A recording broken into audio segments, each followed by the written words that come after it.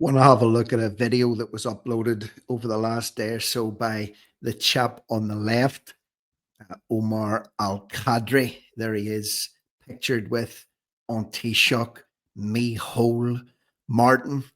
They had a meeting.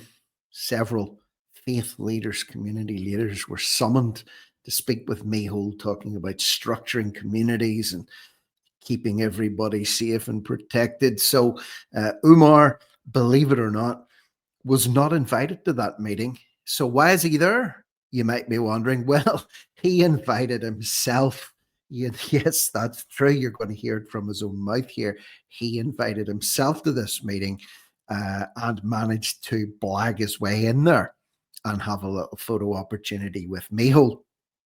Now, if you're not familiar with Umar, I'm going to use a description. These are his own words from a social media post. He describes himself as the chairperson of the Irish Muslim Peace and Integration Council. He's a chief imam. He's an entrepreneur. He's also Ireland's first migrant MEP candidate in 2024. He also calls himself a peace builder. He calls himself a theologian. And he doesn't add that he is a very accomplished musician. He plays the trumpet, or should I say, he's a grade 8 orchestral level trumpet player when it comes to blowing his own trumpet, that is, blowing his own trumpet. So in this video, very briefly, just to give you a flavor of what's coming, he's going to talk about the importance of protecting communities, certain communities, how they're being overlooked, how mosques are being targeted. The Muslim community in Ireland is being targeted unfairly.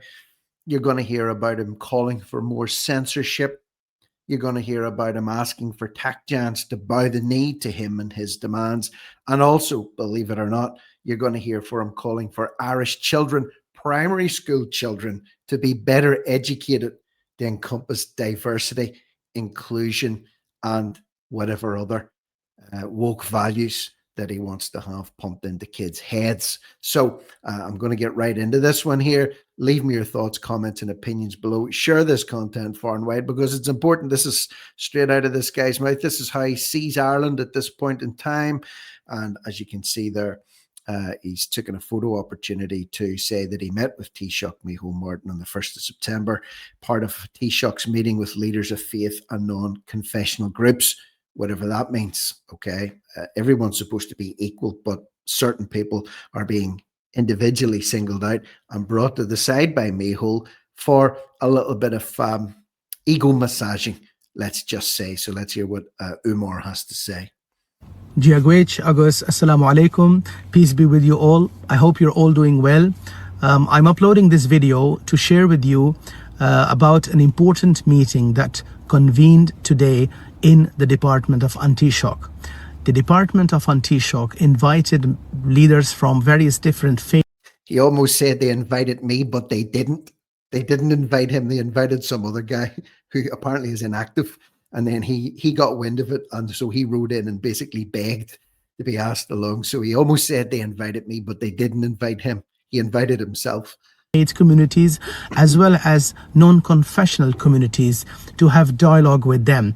And this was all part of a structured dialogue that the government aims to have with different communities to ensure harmony, social cohesion, integration, and of course, safety for all members of all communities. I represent. What are we not grown adults here? Do we not know how to integrate and treat each other with respect? And if there's equality for all and all communities are to be protected, well, then certain communities shouldn't be siphoned off to the side for reassurance. If all communities are to be protected, that applies to everyone, including the leaders of the so-called leaders, faith leaders, community leaders of these people that were asked to speak with Micheál Martin. Everyone should be included.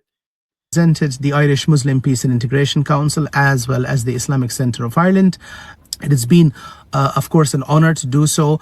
And I must say, Gore Mille Mahagat to Taoiseach Micheál Martin for inviting and also convening this very important meeting and recognizing the value of dialogue with faith communities as well as non-confessional communities. Having said that, I just wanted to share with you my input in the meeting. So I shared with the Taoiseach the concerns from the Muslim community perspective that at the moment we can see all a rise of anti-Muslim sentiments, we can see anti-immigrant sentiments, we can see a lot of divisive rhetoric very prevalent on social media, misleading information, the use of AI to promote hate and fake news, and all of that has an impact in real life. I was last year attacked, and also a lot of people from immigrant backgrounds, especially Muslims, have been attacked and are being attacked. Yeah, it's also worth noting that many hundreds, if not thousands, of Irish people are being attacked by people of other faiths and beliefs as well. So it cuts both ways. Okay, so to say we're being targeted out and we're being attacked, maybe you are. I'm not saying you're not, but let's just be brutally honest about it. The amount of stories, and people say, oh, you're always covering stories, Rick. They're always about immigrants attacking Irish people. Yeah, because they're happening day in and day out. Okay, so if you're going to be outraged about certain communities being attacked by others, well then again, does that not encompass everybody? Does that not swing both ways? Or maybe I'm picking them up wrong. What do you think? By people that are radicalized online, by people that have taught hate online. Rich talking about online radicalization there, but there you have it. So I mentioned that safety of all communities should be a priority of the government. And also in terms of social media, tech companies should have a duty of care, and social media tech companies that are monetizing their platforms and earning an income, earning a lot of benefits, financial gains from the platform should also be very responsible and take the responsibility for any fake news, any misleading information that is being spread on their platform. I also highlighted that a lot of young people are being radicalized and young people are perpetrators of hate crime, and therefore education is very important. Education regarding diversity, regarding inclusion, and preventing hate, preventing racism. It's something that must be in the curriculum from young age. From young age, primary school age, children should be taught about these values of human dignity. Yes, so listen up. If you're a parent of an Irish child, take particular note of what this man's saying. You're obviously not educating your children. You're obviously not bringing them up correctly. They obviously have no idea how to treat other human beings. So Umar is calling for primary school children to be, the teaching must be reinforced, even if it's there in the first place. And if not, to take the job of the parent to teach children how to teach other people how to be taught with respect. I mean, can you believe the brass neck on this guy talking about pushing into primary school children racism, diversity, equality, inclusion? It's just called being a decent human being, Umar. It doesn't need a special push from the curriculum if the parents are doing their job right. And again, let's make a note of this. That cuts both ways. Yeah. That cuts both ways. There's a lot of communities in Ireland could be taught how to respect other people, how to respect other people's cultures and traditions, how not to overstep the mark, how not to take certain liberties. Don't you think? Plenty of room for teaching when it comes to that. I also shared that I believe that there should be more parental responsibility. Unfortunately, we don't see parental responsibility. We also need, in my opinion, a reform of the justice system, and also highlighted how faith communities are left alone in terms of their religious and spiritual needs. They are left alone to establish their own places of worship. Is that not the way it should be? What does it? He's now calling on the Irish government to support and prop up faith-based projects in certain communities. Is that what he's asking for? And when new immigrant communities do so, they finance these mosques or places of worship by themselves, and then are targeted deliberately and selectively by county councils for example, not abiding by regulations. Why? So what he's saying is that certain mosques are funded by the people that attend them, rightly so. And then when the said mosques are constructed, then he's insinuating that they are targeted. They're specifically targeted by county councils and local authorities to try and shut them down because they're breaking rules and regulations. Well, if you break rules and regulations, you should be shut down. Surely he's not that naive, is he? Or what's he insinuating? While other faith communities, other churches, other temples are not being targeted, not being sent letters by the council, it is part of this anti-Islamic, anti-Muslim rhetoric that we find online. It has an impact. And there are certain councillors that Sorry, when I said he was an accomplished musician, he liked to blow his own trumpet. I forgot to mention that he's also very accomplished in playing the violin. He's a good violinist.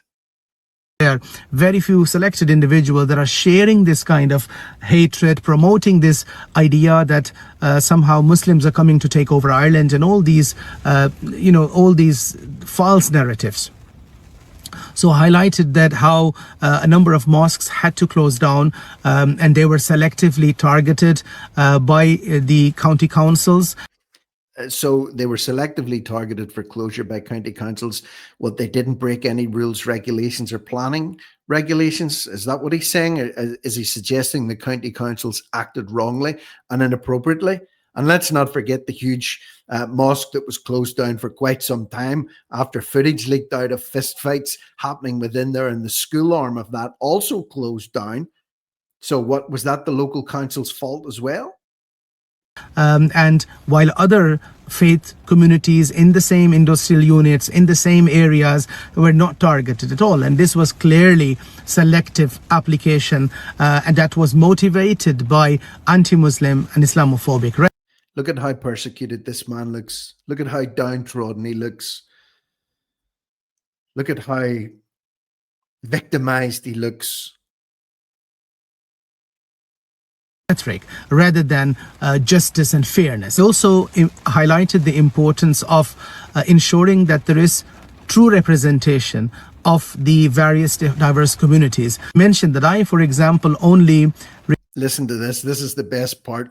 Represent the Irish Muslim Peace and Integration Council and the Islamic Centre of Ireland, a vast majority of the Sunni Muslims in Ireland. But I am not the only one. There are other communities, the Shia community, there is the other various different Salafi communities and others that also deserve to be heard, deserve to be in such important meetings. Interestingly, I wasn't invited initially by the department.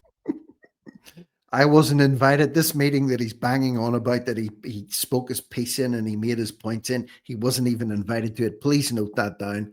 Read the room, Umar. There's a reason. Maybe there's a reason you weren't invited. And also this man, it's worth noting, on his social media feed just last week had to delete a post.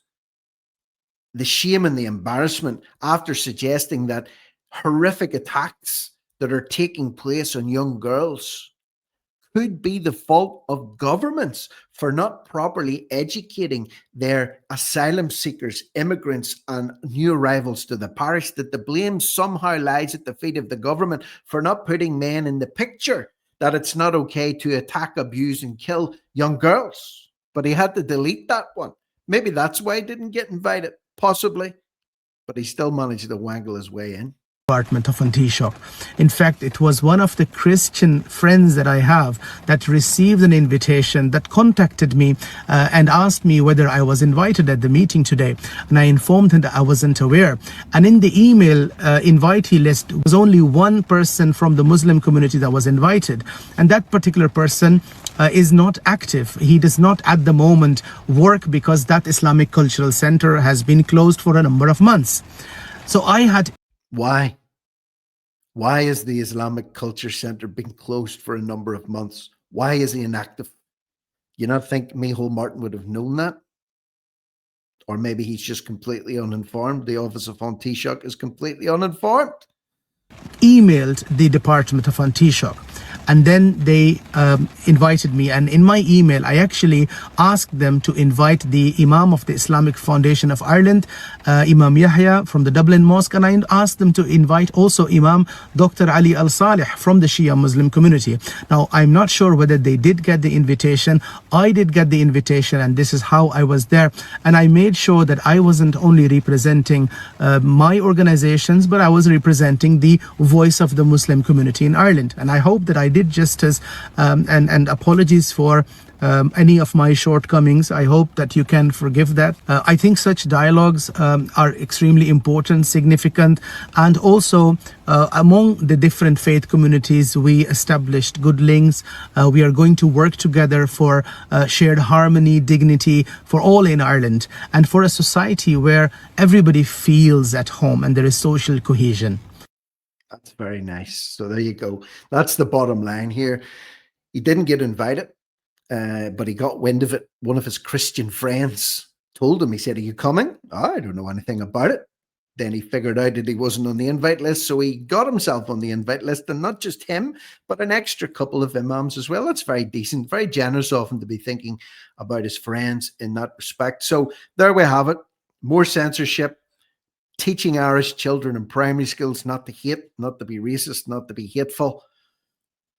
Stop victimizing the Islamic community and stop targeting mosques, city councils, or local councils in Ireland. Stop targeting them and shutting them down for no reason whatsoever. That was basically the message of the day. So let me know what you think about this one down below in the comment section. As always, share this content, cut and paste the link, drop it into your Facebook groups, WhatsApp groups, email lists, whatever you want to do. Send it to people you love, send it to people you hate. Subscribe to the channel, hit the notification button. I am Rick Munn. This is No Risk, No Reward Media, over and out.